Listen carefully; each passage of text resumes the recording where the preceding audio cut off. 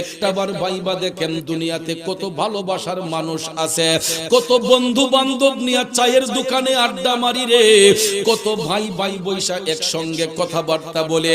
এটা শুধু দুনিয়ার জন্য, ইন্তেকালের পরে কেউ কার খবরের সঙ্গী হবে না। কথা কোন ঠিক কিনা? আমি অনেক চিন্তা ভাবনা করে দেখছি, এই পৃথিবীর মধ্যে সবচাইতে গভীর ভালোবাসা হয় স্বামী এবং স্ত্রীর মধ্যে, ঠিক কিনা বলেন? আমি গবেষণা কইরা দেখলাম সবচাইতে বেশি মধুর ভালোবাসা হয় স্বামী এবং স্ত্রীর মধ্যে। কথাটা বলছি এই জন্য, স্বামী যদি বিদেশেও থাকে, বাড়িতে যখন আসে গো, দেখবেন যখন আমরা শয়ন করতে যাই, একটা রুমের একটা ঘরের ভিতরে কয়েকটা রুম থাকে, দুই তিনটা রুম থাকে, কিন্তু স্বামী স্ত্রী যখন আরাম করতে যায়, তারা কি দুইজন আলাদা আলাদা ঘুমায় নাকি একটা ঘরে ঘুমায়?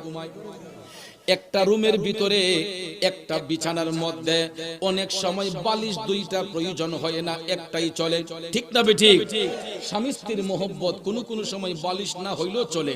আপনারা অনেকে হাসতে পারেন, কিন্তু হাসার কোনো কথা নয়। হাদিস শরীফে রাসূল বলেছেন, স্বামী এবং স্ত্রী যখন মধুর মিলনে আবদ্ধ হয়, তখন আসমান জমিনের সমস্ত ফেরেশতারা আল্লাহর দরবারে আনন্দের জিকির করে।